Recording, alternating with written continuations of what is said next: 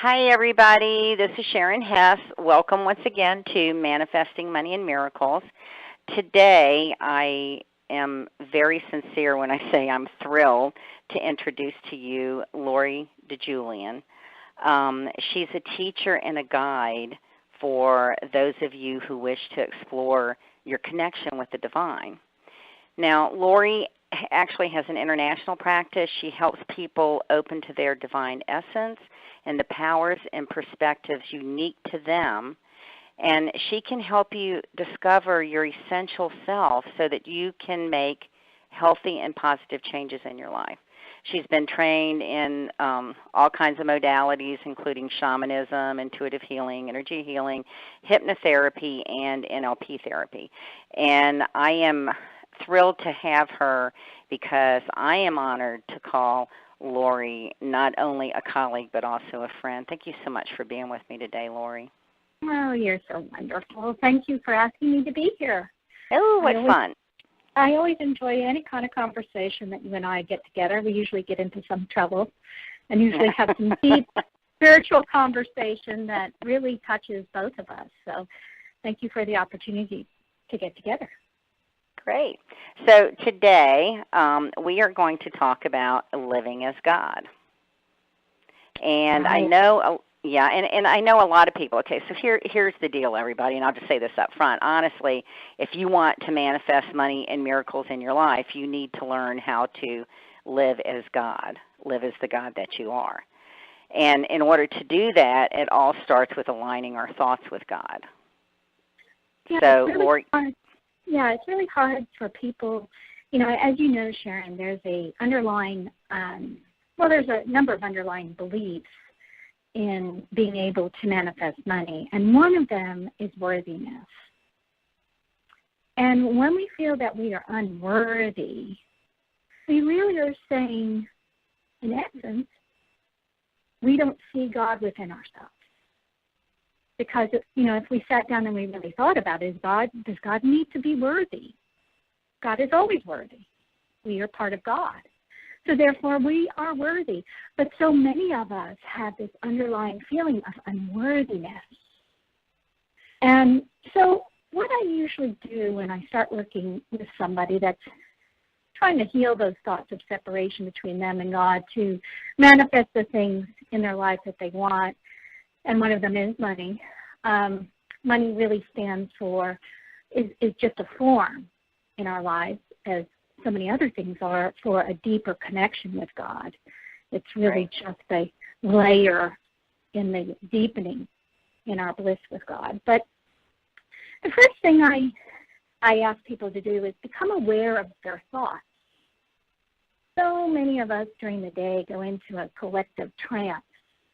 We think all the things that we are involved in during the day, such as going to work, getting our kids to school, balancing our checkbooks, sitting in traffic, PTA meetings, going grocery shopping. We think these are all the important things in life, and we spend a lot of time caught up in these activities and in thoughts that have nothing to do with our soul and deepening our connection with God.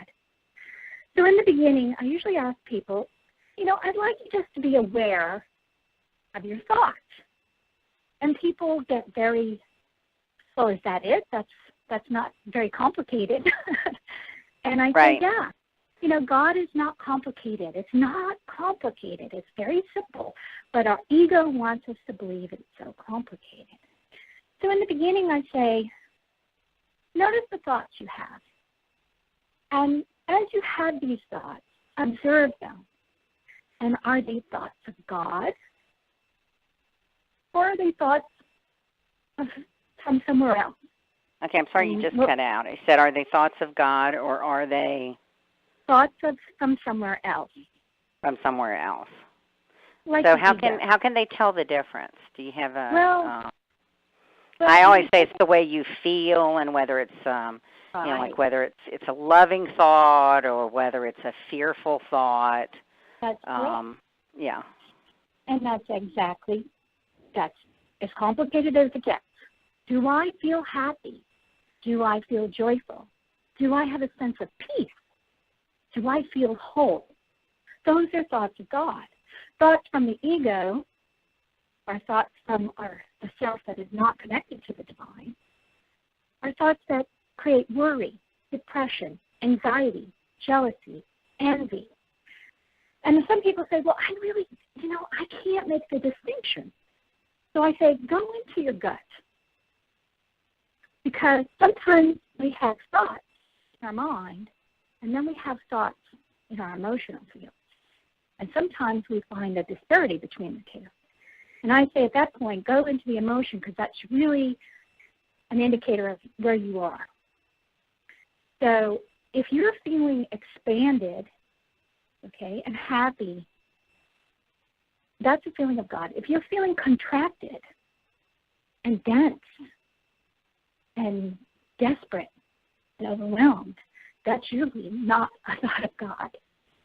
So right. That's when you're disconnected.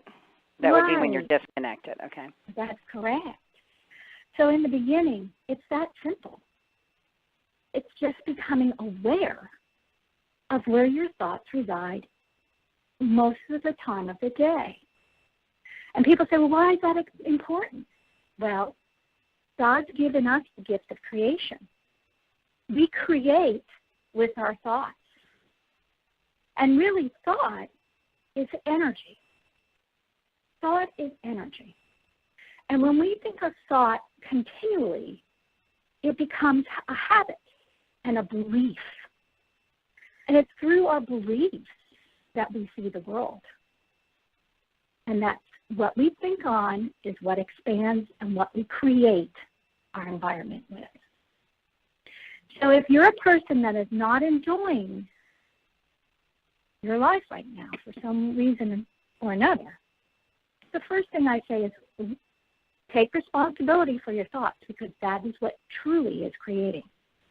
Yeah, it's amazing. I find, I'm sorry, I didn't mean to step on you there, but it's like I find that when people first awaken, is what I call it, when you first start having these, like walking your spiritual path kind of seriously in life, a lot of people that I talk to will go, I started having all these thoughts and paying attention to these profound things coming to me, and it dawned on me, what was I thinking about before?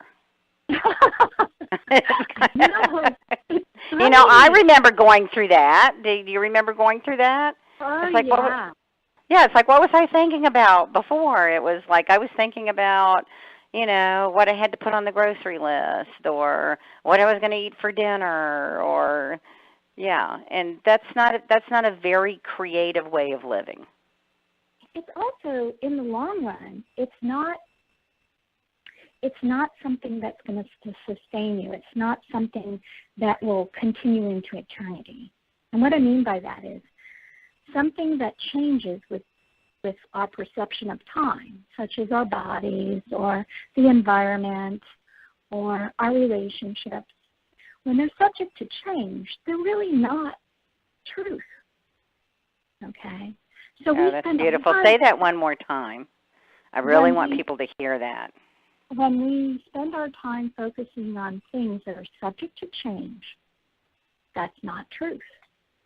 Truth never changes. Beautiful. Truth never changes. And we spend so much time trying to control things and change in our life. And this is another place where we can get hung up from manifesting, because we're so busy trying to keep things from changing that we cannot be in the present moment and see the gift of the present moment. And this is actually something the ego loves. The ego either loves to drag the past into the now, or it likes to worry and project into the future. So we're never in the now, and it's only in the now that we can create miracles and manifest. Right. I always say that money, that if you're worrying about money, then you're worrying about the future. Right. It depends on it. It depends on it. Any worry depends on futuristic thinking. And your worthiness, your feeling of worthiness, comes from the past. So you're really living in two places that don't exist, and it takes your attention away from the now. Right. And it's so beautiful in the now. Right. But you know what happens a lot of times is, and this is, I don't know if this is true with you, Sharon, but one thing I've observed about myself is that when we get into situations, you know, it's all wonderful to sit in our living rooms and listen right now and talk in a very calm fashion.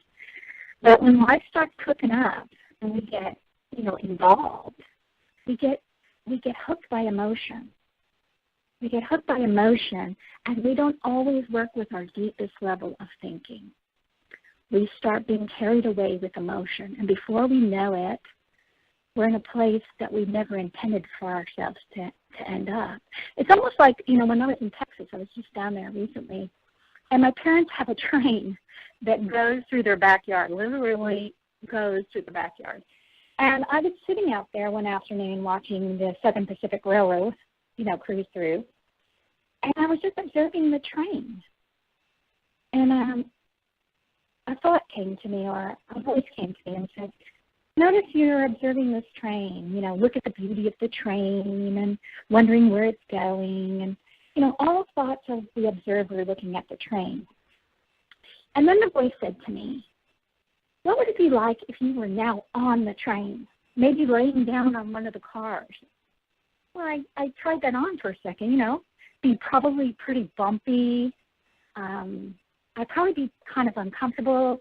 I wouldn't know where the train was going or when we were going to stop, and I would feel kind of out of control. Well, that's very similar to situations in our life, you know. We can either be on the train or we can stand back and take a step out of the train and just observe it. And that's really where the gap is in our thoughts. You know, it's interesting to me because when you started telling the train story and saying about sitting on the train yourself and it would be bumpy and it would be this, where my mind went is I want to be the conductor on that train. Of course you do. Of course you do. You know, and you know me very well. I have my own issues with flying, right? You know, so I'm not a great flyer. I'm getting better about being flying around. But, you know, really what it comes down to is I really want to fly the plane because then I'm in control. Right. And that's another, you know, and as you know, that's another issue with being able to manifest, you know, is being able to surrender our will, you know, and say, you know, God, I'm going to move out of the way and let you take control. I know there's things that I need to do. I got to get up and go to work. It doesn't mean we're going to go sit in our living room in a Cadillac and come, you know, rolling into our living room. We do what we can do, and then we trust in God and know that there's a plan. But so many of us think we have to do this, that, or the other thing.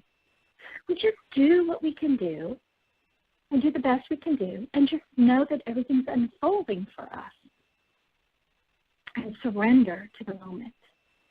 Yeah, I think that you know, like I know you said you don't know about you, but for me, Lauri, sometimes I get caught up in the drama because I really do think that that's one of the biggest ways that our ego keeps us separate from our divine self. Right. Is that there's a part of us that is addicted to drama. You know, right. You can be addicted to a lot of things. So we're addicted to the drama because in some way, shape, or form, we have learned or thought that that gives us an alive feeling. Right. It keeps us in the now, you see. Adrenaline junkies. Yeah. Adrenaline junkies like, you know, all the things they do because it keeps them in the now. Okay, we feel alive. But unfortunately, we get hooked in by the emotion. And once we're in an emotional state, we're not at our deepest level of thinking. And also, emotions are subject to change. They're like weather, right? You like something, you don't like something. You're mad, you're not mad. You're in love, you're out of love. Those are all temporary states and not truth of who you are. And unfortunately, we make decisions, many decisions, based on emotion. And advertisers know this the best. They appeal to our emotional self. Oh, they study it. They study Right. how we react to certain words, how we react to certain smells, how we react to certain statements, because they want to draw us in. So, Right. yeah, it's... So the first thing I always say when you're looking to change your life and you're looking to change what manifests in your life is to be cognizant of your thoughts. And are you having a thought of God, or are you having a thought of the ego? And it's fascinating when you allow yourself to step back and be the observer. Right, and it's not that hard. And listen, everybody who's listening, you don't have to 24/7 think, oh my God, what am I thinking now? That's not what Lauri's talking about here. What she's talking, am I correct, Lauri? It's just pay attention when you're, this is what I do, okay? And you can maybe share with our audience what it is you do. But if I find myself, like all of a sudden I start thinking this like, well, here's a good example. One day I stood up from my chair and I reached for my reading glasses and I pulled my back, and then a little while later I was thinking, oh my God, what did I do? Did I talk to someone and have something negative attached to me? I mean, I just started having all these crazy, crazy thoughts. And I literally went, wait a minute. I mean, those three, wait a minute. What am I doing? And then I brought myself back into the now. And this was like a couple of hours later. Just, I had to figure out why it was I pulled my back, which is silly. I just mechanically moved wrong. Right. Right? And so I just had to accept, okay, that's all it is. No big deal. But it was trying to draw me in there. So it was just paying attention to why I was starting to go down this rabbit hole of negative, crazy, oh my God kind of stuff. Right. And as you know, I'm a shamanic practitioner, and I'm a little different in my techniques than some traditional shamanic practitioners, because I believe that nothing can ever hurt me. Right. And how I can maintain that nothing can ever hurt me is to stay aligned with God. Right. If I am pure light and align with the light, then nothing can ever bother me. And anything that negative that I perceive that is negative that is happening to me, I'm really creating with my fear. Okay? So it's very important. I have a spiritual practice where I have to work on myself daily. And I encourage a lot of the healers that train with me and we study together. I say, you need to work on your spiritual practice daily. You need to align yourself daily and be reborn daily. You need to, in the morning, get up and align yourself again, like reset all your dials. Because during the day and the happenings of the day before, right, there's a lot of situations that might trigger your ego. We all have egos. And you need to spend some time in quiet solitude and stillness, whether it's meditation or prayer or walking meditation in nature, and get aligned to the truth of who am I? I'm a loving child of God, created in great love, and I'm worthy. And once you have reset all your dials in the beginning of the day, you'll be amazed at how the rest of the day will go. So right. It's like, don't jump out of bed and start, start rushing into your day. And I feel compelled to say this. It's like, everybody listening, every single person listening to this, and you are worthy of doing this for yourself. You really are. It's that your ego convinces you that you have all these things in life to do, but you deserve to take a few minutes every morning when you first get up and do something loving for you, right? So that your day, you can decide how you would like your day to unfold. Do you agree with that, Lauri? Absolutely, because what you think about expands. This is a gift of creation that God has given us. We create with our thoughts, and we create with emotion. So, and this is one thing I'd like to say, Sharon. A lot of people have become aware of creation through thoughts by, the current popularity of the book, The Secret, and the beautiful work by Abraham Hicks, which is such a wonderful body of work. But what people don't realize is when they think about manifestation, they think only in positive terms. They think, okay, so if I sit here and have these great thoughts and put some really beautiful emotion behind it, then I'll manifest what I want in my life. But what they don't realize is when they're not doing that, they're also manifesting things they don't want in their life by thinking thoughts and putting fear behind it. It works. It's a double-edged sword. It works both ways. So if you're a person that is saying, I want to manifest money in my life, but the emotion is fear, there's going to be a disconnect. Right. That's interesting because when you started with that, I'm sorry, but I just have to share this. It was like when you started saying that, I thought, yeah, there's so many people who sit and that are thinking, oh, I want to manifest $10,000 this month, and I'm really afraid I can't do it. So cancel. So, or if you're somebody that deep down inside, you don't think it's going to happen. You're just saying words. Words don't mean anything in the spirit world, really. It's the intention behind the words that mean. It's the emotion. It's the feeling behind. So if your thought is, gosh, I don't really believe this is going to happen, and compounded with the feeling of fear and worry, well, guess what? You are manifesting in the wrong direction. So that's why it's so important to get aligned with your thoughts. Here's the thing, and this just dawned on me, and I have to share this because it was like a huge aha. It was like, okay, so if you have any fear or worry attached to it, fear and worry is of the ego. It is not of God. So you're miscreating if you're trying to create from fear and worry. Right. Yeah, thank you for that. That was huge. Yeah. Sorry, I had to jump in. I was like, No, that's fine. That's good. Everything helps. So the other thing that I want to talk a lot about, too, is in my practice, as you know, I work predominantly with other healers. People come to me and say that I have this situation in my life, and it's creating so much havoc for me. It might be a relationship, maybe with a family member or a partner, or it might be a relationship at work, or it might even be an illness in the family.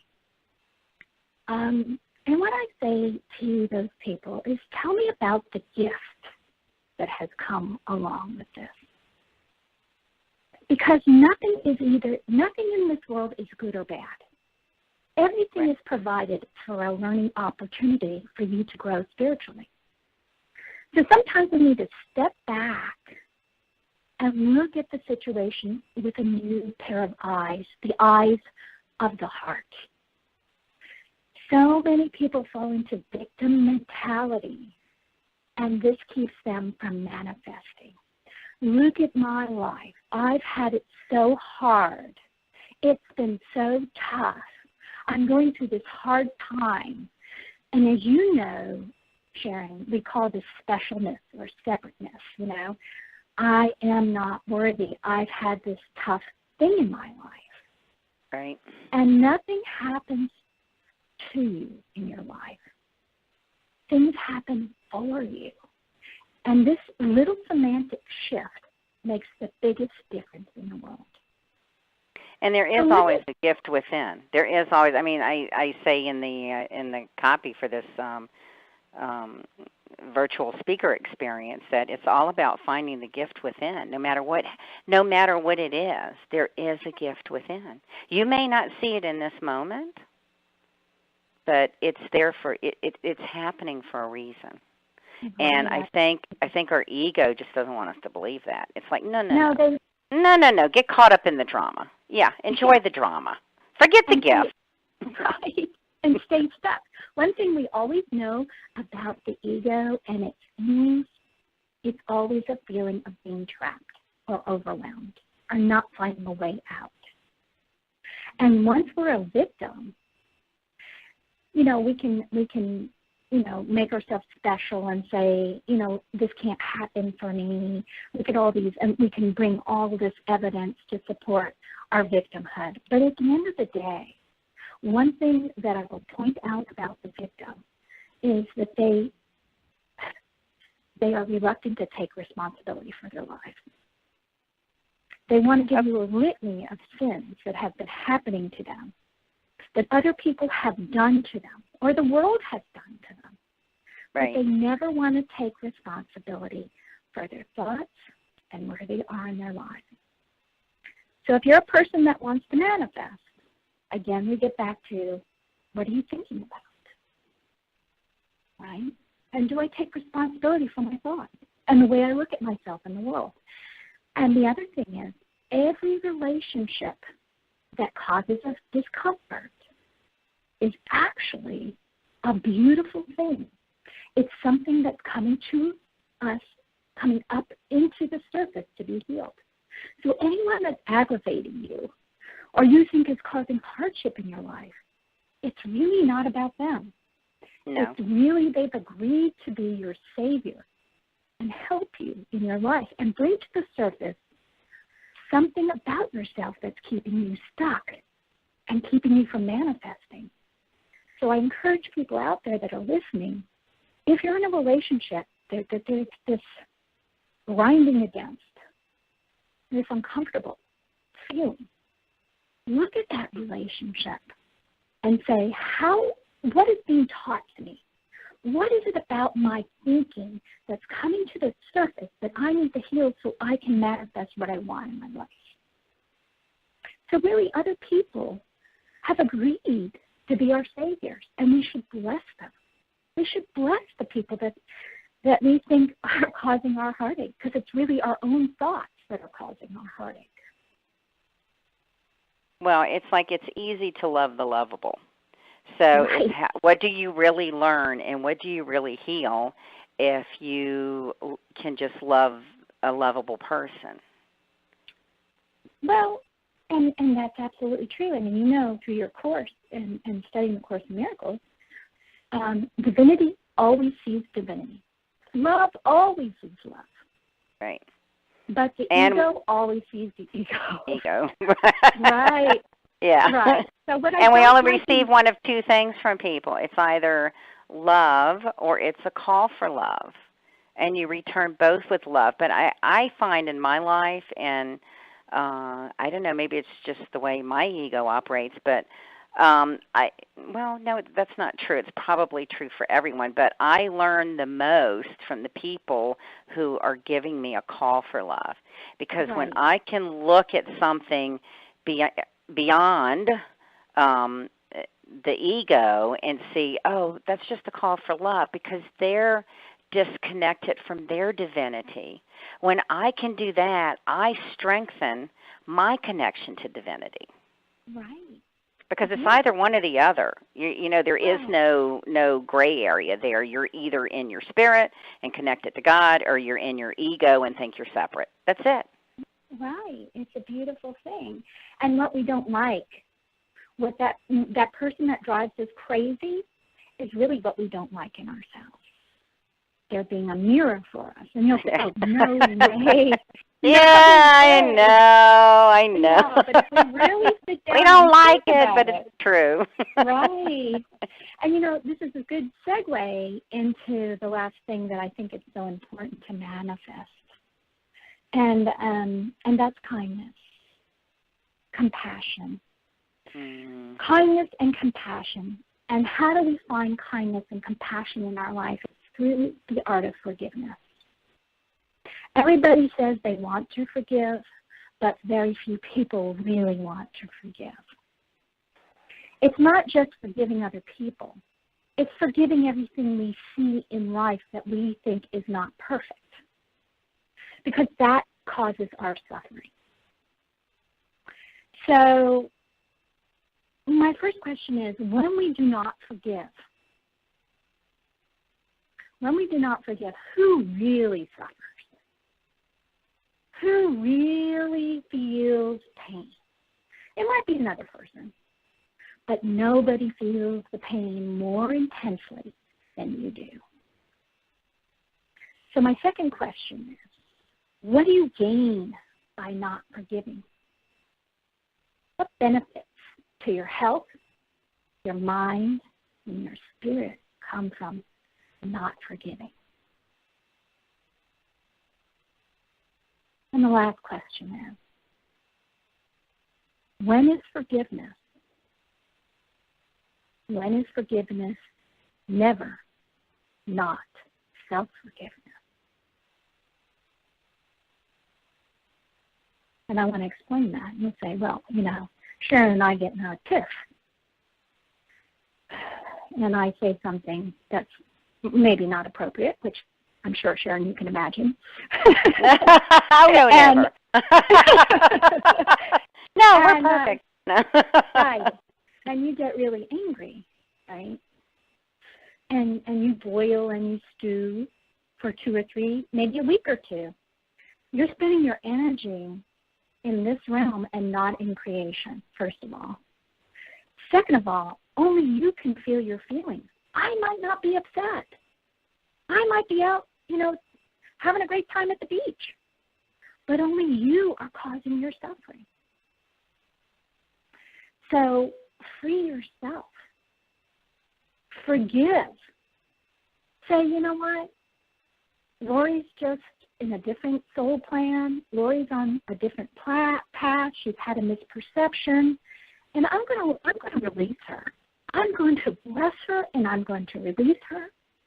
And by doing that, you find freedom. And when you have freedom and you release yourself from these blockages, you have more time to focus your thoughts on the beauty and abundance around you. You open up to the divine things around you and seeing the miracles that are around you instead of spending your energy in this trapped mode. Well, I'll just share in this moment that what came to mind for me is one of the biggest things I think our ego does is in forgiving is we think that when we forgive someone that we're condoning the behavior. And that's far from true. What you're doing is, and you can correct me or expand on this if you have a different way of going at it, but when we're forgiving, we're truly seeing that person as the divine being that they are, and we're forgiving ourselves for forgetting that. That's absolutely dead on. Absolutely. Right.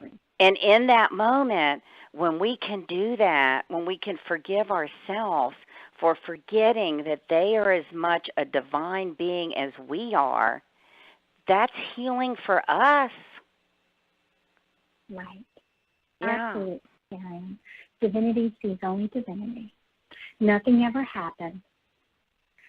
God never sees mistakes. Nothing ever happened in God's mind. And when we align our thoughts with that of God, then we can move into a more divine state, into the bliss and peace, and into the manifestation of the things that are already waiting for us. So. Yeah, because you can't, here's the thing, you can never change, like you said, truth, and I always say truth with a capital T, it's not subject to change. You can never change that. There's nothing that you can do that's going to stop you from being the beautiful creation of God that you are. You can't ever change that. It is. That is what it is. Right. And neither can anyone else. All we really have to do is be willing. If we are willing and we ask the divine to assist us, then it happens. Okay. So let's talk about that for just a minute, because that's one of the things that I find with people a lot of times. Sometimes we're not willing. That's correct. Where does that, and I know that comes from the ego, but how do you have any way that you, within your own self, your own practice or practice with your clients, that you help people recognize that they're not being willing? Well, we have to go back to their story. Okay, everybody has this story that they carry around with them. It's our past history, and it's what we align who we think we are with. And we carry these stories around. In the shamanic practice, our story is important because of our ancestral heritage, and there's a lot of beautiful things about our story, but also we unfortunately spend a lot of time in the part of our story that makes us separate or a victim. So people really do not want to lose their story, okay? I've had it hard. I'm a child of addiction. I had this, horrible thing that happened to me in my life. Because if I lose that story, who the heck am I, Sharon? Right. Who am I? And if I don't know who I am, the fear of exploring who I am and the unknown is much more fearful than sticking to this story. So I cling to it like a life raft. And if the life raft starts to deflate, many people go down with it rather than giving it up. That is our free will. Okay? We don't have to give up our story. But my encouragement is, how does that story work for you? How does that story work for you? Sometimes our story has a secondary benefit. Okay, let's face it. If something doesn't have a benefit, we really don't stay attached to it very long. Right. So, like having the stomach flu. I don't know anybody, well, maybe some people would be attached to it, they would want to lose some weight or something, but I would rather die than have the stomach flu, right? Most people don't want to be attached. There's really no secondary benefit to that. So when people come to me, and we explore whether they're willing or not to give up their story, we have to become honest about the secondary benefits of sticking to that story. And sometimes it's being, we manipulate with a story. We make people feel sorry for us, and we get what we want, right? Or we can take advantage of people. Or sometimes we have power and control issues, okay? If I give up my story, then I'm also giving up my power over other people. How many times do people try to manipulate other people by their story? I belong to this social class. I belong to this group of people that has been subject to discrimination. I have had this thing that happened to me. So sometimes we cling to a story because it provides a perceived power within us that we can wield over other people to get what we want. It's not a pretty thing, and a lot of people will resist going into this kind of exploration because they find it offensive about themselves, and they find it offensive that I would ask. But once you can start speaking about the truth in your life and how we've been operating, we can become free of some of these addictions to thought. And I love earlier on when you said we always find evidence to support our victimhood. Right. I don't think I had ever heard that term before, but that's a perfect way of describing it. Because we want to remain victims. Because as long as we remain victims, we remain stuck in our ego, and then we're not connected to our divinity. And when we're not connected to our divinity, then we are not creating the life that we want. Right, and we're also hopeful someone else will do the work for us. Somebody will come in. Oh, that's a great one. That's a great one. Yeah. Right? Yeah. We want to be rescued. We want to be rescued. And one thing I will say, very important, nobody can do the work for you. Nobody. You must do your own work. And out of 10 people that will come to see me, Sharon, only 2 will do the work. Right. And it doesn't have to be hard. That's Right. one thing It's I want not to say right now. Just because Lauri's using the word work, it doesn't have to be hard. You choose whether you perceive it as hard or not. Am I correct in that? That's correct, but I will say once you go deeper, we're like an onion. There are some deeper shadows that we keep. That Yeah, you might not like them so surface. much. Yeah, Yeah. right. Yeah, you know, I had a bunch I didn't like, but you know what? In the moment, I think. Yeah, I don't want to. Yeah. This is what I'm trying to get across. I don't want people to be scared and go, oh, I don't want to go there. I don't want to look at that. You know, it's what Lauri's trying to say is that you don't just quit because when it comes up and you look at it and it's not that pretty, you don't just say, oh, that's not worth working on and working through, because it's only your ego self. It's only the part of you that is keeping you from seeing your divinity that's making you think that. Right. And you know that's kind of the point I'm trying to get across, because I don't want people to be afraid, you know, oh, I can't, you know, it's going to be hard. It's not. You choose whether you make it hard or not. Well, and you can shift out of that. It reminds me a lot of when we were children. And I don't know about you, Sharon. I think you were telling me a story about this. It's very similar. But I believe that there was a boogeyman that lived in my closet. Okay. Okay? There was a boogeyman that lived in my closet, right? And he was really scary. And the thought of opening that door was petrifying, right? Yeah. So, but once somebody sat with me, and we sat, and they opened the door up, and they talked me through it, I became unfearful. And I ended up loving the boogeyman. Okay? The person that talked to me about the boogeyman said, well, how do you know the boogeyman's a bad thing? Let's look at all the great things about the boogeyman. Kind of like, you know, that child's story, you know, where the wild things are. So, great example. Great example.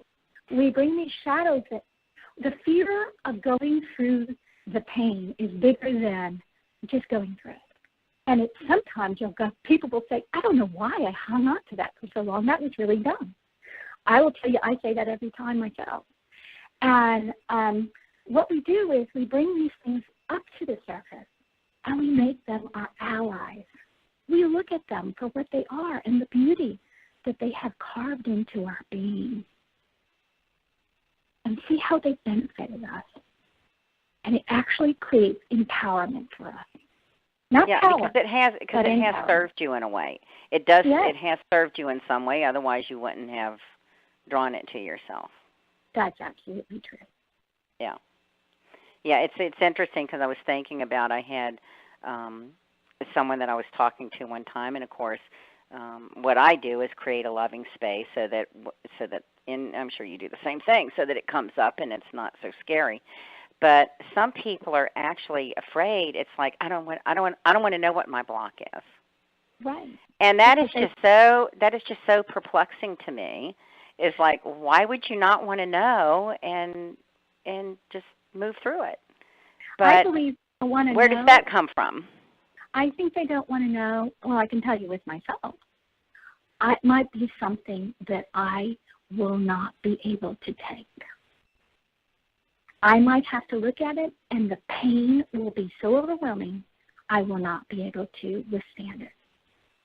And that's really the fear that keeps us. Has that ever happened? That's a good point. So, has that ever happened? Has there ever been something that you've had to look at that the pain was so bad that you just couldn't take it? Has that ever happened in healing? And there has been some points in my life, you know, I'm talking about myself personally now. Yeah. That there were points where you feel that you're going to be destroyed or you're going to be wiped out, okay? And what we're really feeling is the ego's fear of death, because this dark ball that we have brought to the surface has been a linchpin in keeping us stuck. And we have found it, and we have brought it to the surface, and the fear that we're feeling is really the ego saying, holy crap, she found me. Right. You know, and you know what? If you get rid of I put on a good disguise, and she saw through it. Right. And, you know, look at this. This is horrible. and it's terrible, and how are you ever going to survive this? And if we sit with it and feel all the emotion that comes with it, it's kind of a thunderstorm. It will pass, and actually things will become more beautiful once we see that there was nothing to it. Right. It's just going through it. Sit with it. Don't run from it. Let all those fears come to the surface and pop them like bubbles. Because if we really look at what we're fearful of, we'll find it's not truth. Right. It is not truth. So get it out. Get it out. Sometimes it can be a little dark. You know, we talk about the dark night of the soul. All great mystics will talk about the dark night of the soul. But the other side is so beautiful. And you'll be so happy to have dislodged this. So beautiful. And then you'll say, boy, I hope something else comes up because that was great. I feel like I've been jettisoned so many more miles into the awakening. I feel so much freer. So. Well, that takes me back to what it made me think of is that there's a lot of times when we're going through something, we think that it's just absolutely terrible and horrible, and we get stuck in the drama of it. But then, you know, after we come out the other side, whenever, what popped in my head was when I facilitated A Course in Miracles, I would have like women who were sitting there that would tell me when they went through their divorce it was horrible, but now that they look back on it, it was the best thing that ever happened to them because they were with the wrong partner. Okay, and that's just the example that popped in, not but so it's like when you're going through it, you may think that it's painful, but you're choosing to feel the pain rather than just move through it, because it always is a choice. God does not believe in suffering. And you know Correct. that, and Sharon, that we work with, my sister and I, we work with a consciousness, Michael consciousness. And one thing he always says is, God does not see suffering. We don't recognize suffering. And just recently, we were trying to do a channel about self-esteem and improving self-esteem, and we asked, the angels, we asked them, okay, so tell us how we can improve our self-esteem. And they wouldn't answer, and they kept saying, we don't know what you're talking about. What is self-esteem? What do you mean, self-esteem? What is self-esteem? What is the concept of self-esteem? I love it. I love it.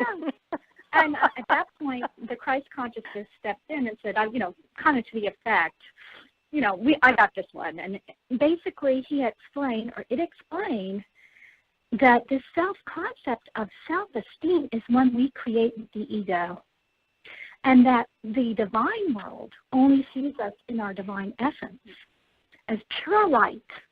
And the Michael consciousness said, if you could see the way we see you, you are a light radiating out into the universe of such beauty. So we don't even recognize this self-esteem thing, and we don't even see sickness. Sickness is, wow. We don't even recognize sickness. That's something you created. We only see you as perfect. Well, it's interesting because when you said that, I thought, well, of course they don't recognize the concept of self-esteem because it depends on self, and self would be separate. Right. So how could all that is recognize the concept of separate self? Of individuality. Yeah. Now, each one of us has a divine plan, that our divine purpose in this plane. Right. And that we've come to fulfill, but we have not come to be separate. I'm sorry, what was the last thing you said? But we have not what? Come to be separate. Right. Okay. Yeah, exactly. Be special. Right. Right. Because if you believe that you're special, then and believe that you're separate, that is always of the ego. Right. Yeah. And the point that we all want to get back to is remembering and if you look at that word, it's remember our connection to our divine self and that from which we came, correct? That is correct. Or at one-ment. People call it the atonement, but it's really, if you look at that word, it's at one-ment.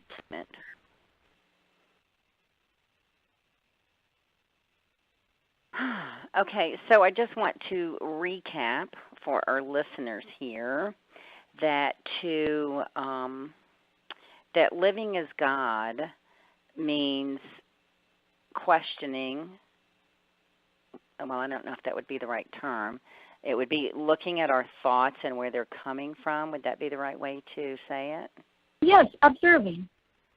Okay, yeah, observing. And to remember that our brothers are actually mirrors for us, correct? That's correct. They're actually our saviors. They've actually agreed to provide the mirror to those things that we need to look into healing within ourselves. So we should be thankful that people irritate us, because it's stuff about ourselves that we need to heal. Okay, and that's interesting, I'm sorry this just popped in, so I have to ask this question, okay? So do we do that for other people? You know, that's funny, because somebody just asked me that last night. And maybe that's why I popped in. Yeah, and yes, we do that, but that's not where you should focus. Kind of like when you're on the freeway, yeah, you can put your car into reverse and drive it on the freeway. But why would you? Right. What benefit would it have? Okay, so if you focus on being the mirror for everybody else, you will not focus on what's being mirrored to you. Well, right? that would be that would be you trying to distract yourself from actually. Yeah, okay, that would totally be of the ego. And it would be a degree of specialness, right? I am the mirror for you, and I'm your savior, So we go around trying to save everybody. Yeah, that's a great way to put it, by the way. Right. Why would you throw your car in reverse? Okay, and then another thing that you kind of touched on was kindness. Yeah, kindness is important, and I sit with many, many groups, and I sit with some beautiful religious lineages and practices and people that have studied sacred texts and have just such a deeper theological understanding of God. And I'm amazed at the knowledge that they carry. And even in the Course in Miracles, we can get very deeply entrenched with, certain terms within the Course and the book. We see this in the Bible, and people will dispute things, and people won't always see things on the same level or in the same truth. But all that doesn't mean anything, really, because all the great truths of the world really focused on kindness. We have come here to be love, to be love. It's our natural state. And sometimes we get so caught up in our righteousness and our practices, and we want to, when somebody is suffering, we want to start quoting to them from the Bible or from the sutras, or telling them, you're doing it all wrong, or start, spilling off, things from the Course in Miracles. And sometimes that's not what they need. What they need is just someone to be there, to be kind, yeah, to just radiate love. Be kind. Yeah. Because you can have a special relationship with your chosen modality. You can have a special relationship with the Course in Miracles. Right. Yeah, if you choose to, so. When we start excluding people and start preaching to people and start quoting to people and telling them they're not perfect or they need purification, we really need to step back and say, are we being kind? Because that's what it's really about. We don't heal with our words. We don't heal with our touch. We heal by being. And there's only one truth of being, and that is kindness and love. Beautiful. Beautiful distinction.